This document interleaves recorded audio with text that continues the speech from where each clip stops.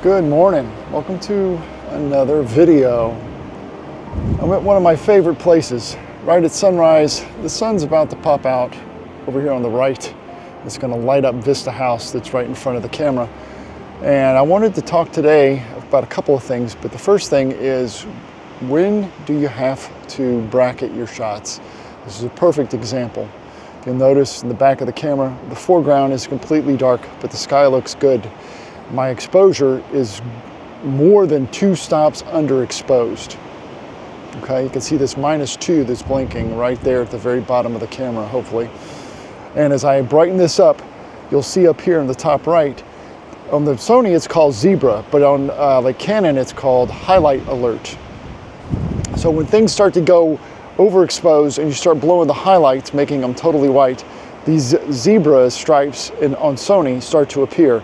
And as I'm still one underexposed, because again, the camera's metering for all of this darkness down here at the bottom.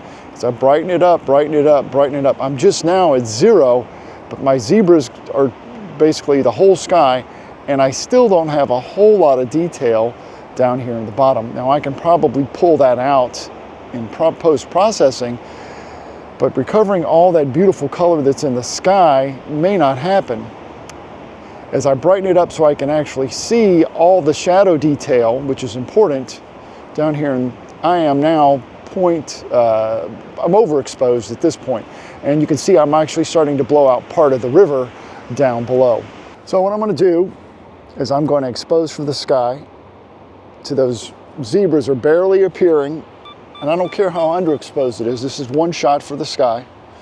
And then I'm going to do another shot that's going to overexpose the sky, and I'm going to bring it just to a little bit overexposed by about 1/3 of a stop or so. And then I'll just put those two in Lightroom and then merge those together as a high dynamic range image. One thing you might be thinking is, can't you just set the camera to do like 5 images 1 stop apart, or 3 images 2 stops apart? Sure, you can do that. But when it's not super complicated or you've gotten the time, I find that it's a little bit better to just do it manually using your exposure meter on the back to make sure you've got your highlights and your shadows, and then call it a day. I'm gonna just do one more set of shots at a longer focal length. I just like to bring that Vista House to make sure that it's big enough that it doesn't get lost in the grand panorama. You know, there's this huge scene that's in front of us. The sun's just about to pop up. It's going to start lighting the rooftop of the Vista House, which is really nice little reflection that starts happening. So I'm going to wait for that. As you can see, the sun's fully up. It's hitting the side of the camera and hitting me as well. And the best light is now, it's definitely behind us. So we're going to pack up and move on. Whenever I drive through the gorge, I always stop to get a shot of Vista House. Ooh, it's windy. Because it's rare that you get a shot with no cars around it. Got a little bit of snow on the mountains back there, an interesting sky, and it's just beautiful. This is a scene that you don't need to do any type of bracketing. You'll notice that the light's pretty even. It's still pretty light. We got some side lighting going on. You can see that one side of the Vista House is brighter than the other. That's why you like that morning light, because it gives a little bit of depth and contrast to your subject. But yeah, this is a one shot, no bracketing necessary. Grab it and move on.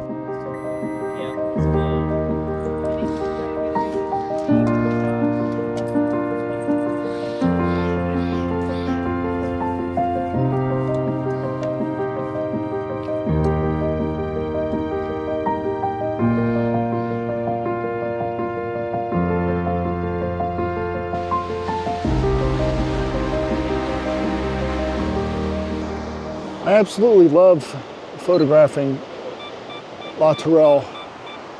It's just a fantastic waterfall with all the lichen on the side and those columns toward the bottom, and then the plunge pool, and it's always got a great flow.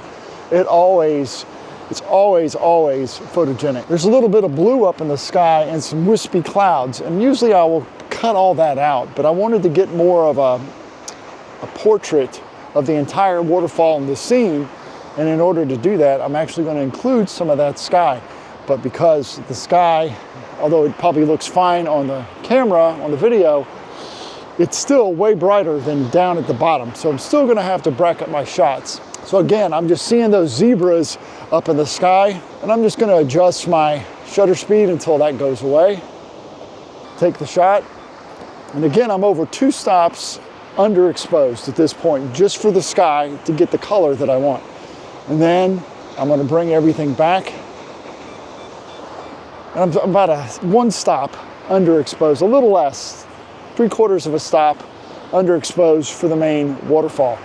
So now that I have my 2 exposures, one for the sky, one for the rest of the scene, I'm going to find a shutter speed that I really, really like for the water, and then I'm going to grab that and I'll have the shot. So now that we're back in the office, we're going to download the photos into Lightroom, and then I'm going to show you how to do the exposure blending to come out with the final images. Here's the first image of the morning. This image that we're seeing here is the overexposed, and you'll see that there's pretty good detail in the shadow. There's really nothing blocked up. I'll turn my highlight and my shadow clipping on with the J key, which is a shortcut. And there's absolutely nothing that's clipping in the blacks, but if we look up here in our sky, there's a whole lot that is clipping. So again, this is our shot that's for the foreground, and then this next one is going to be the shot for our sky. In this one, you'll see that the sky looks great, but you'll notice up here in the histogram that my blacks are the shadows are starting to get a bit crushed. So what do? The first thing I want Lightroom to do is to take those 2 images, the one for the highlights and one for the shadows, and I want to merge those together so that I've got all of that dynamic range to work with. To do that, I'm going to select my first one, which is this foreground exposure. I'm going to hold my Control or Command key down if you're on a Mac. Then you're going to select the second image, which is my sky image. And then you can right click down here on your film strip, or you can just right click anywhere in the image and you're going to say Photo Merge HDR. The only thing that I recommend is auto align. Even though I was on a tripod, focus breathing or any type of wind could cause things to shift a small amount. So auto align is what I always have checked. And then I'm going to click merge. Lightroom's going to do its thing, and when it's done, you'll see the final image. The way you know that it's the HDR image is it's going to say in the file name, Lightroom will always append HDR, and it'll turn it into a DNG file, which is the Adobe version of a RAW file, a digital negative.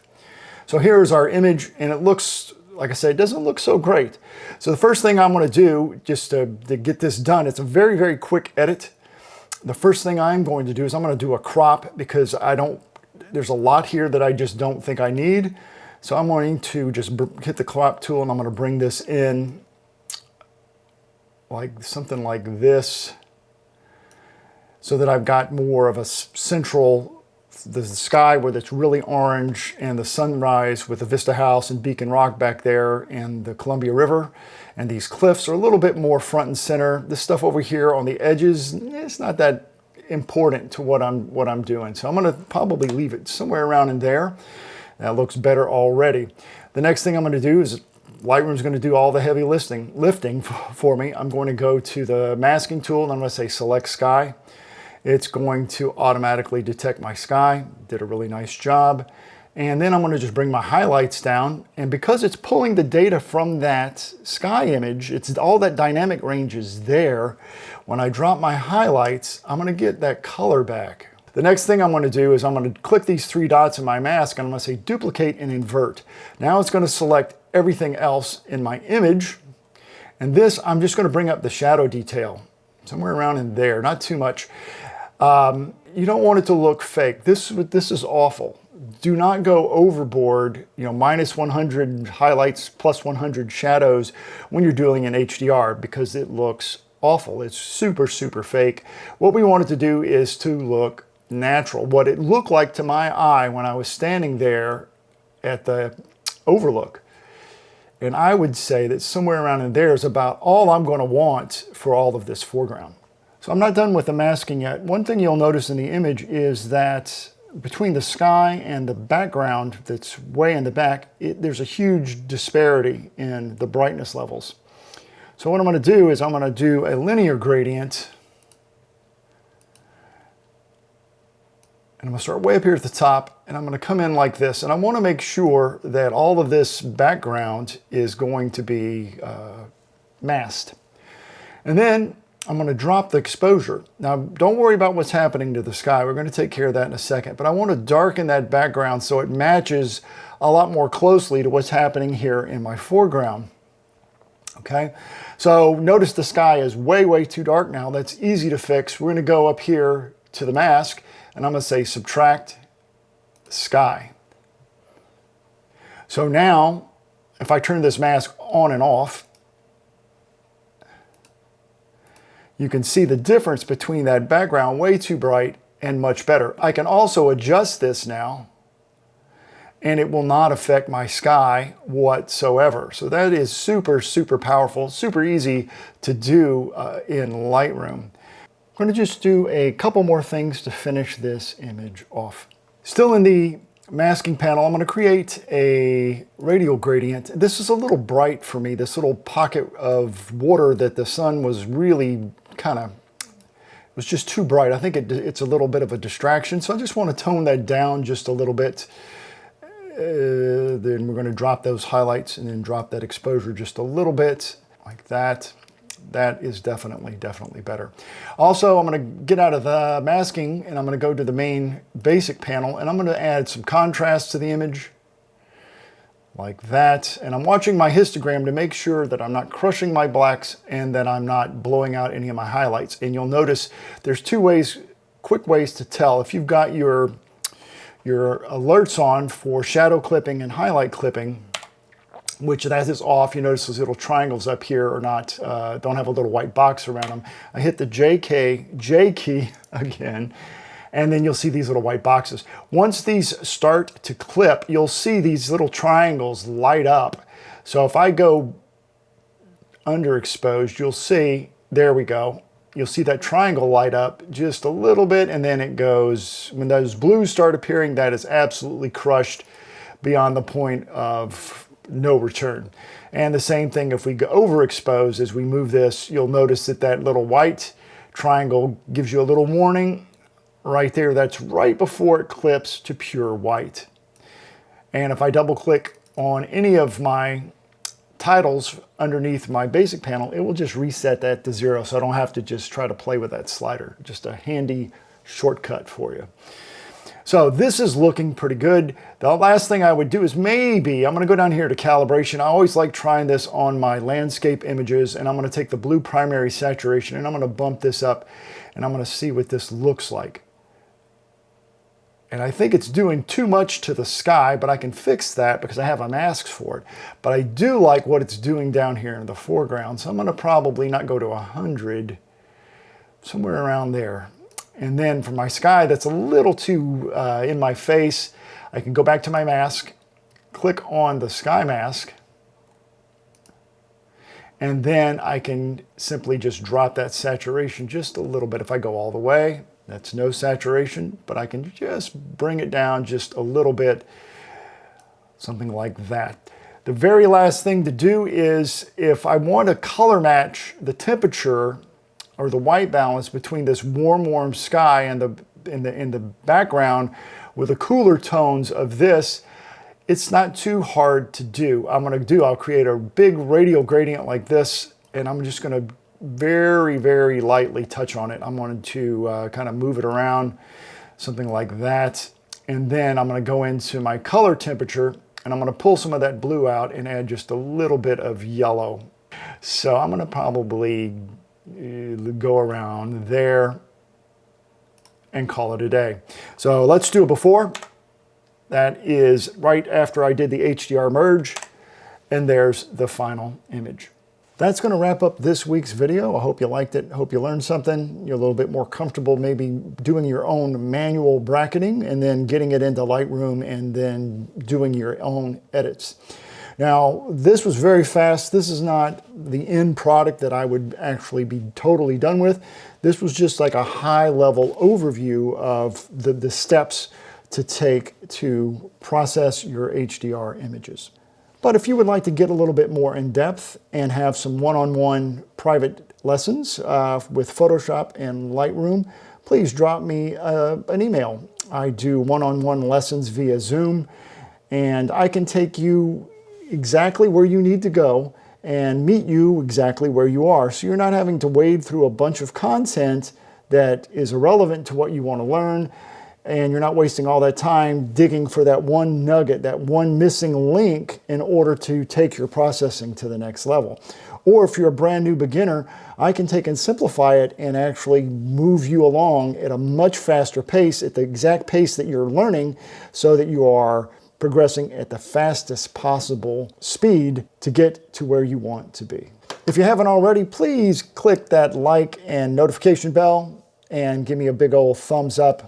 Really appreciate it. It helps my channel out, and it makes the YouTube algorithm shoot my content out to more and more people. Don't forget to check out my website, www.jamesparkerphoto.com. Join me on a workshop, and you're going to learn more in those few days that you're with me than you will in a month or multiple months of just floundering on your own. I'll put you in front of amazing places to shoot, and you're going to be guaranteed to come away with some great images. Before we end, here are the rest of the images that I shot that morning. Thanks for watching, and we'll see you next time.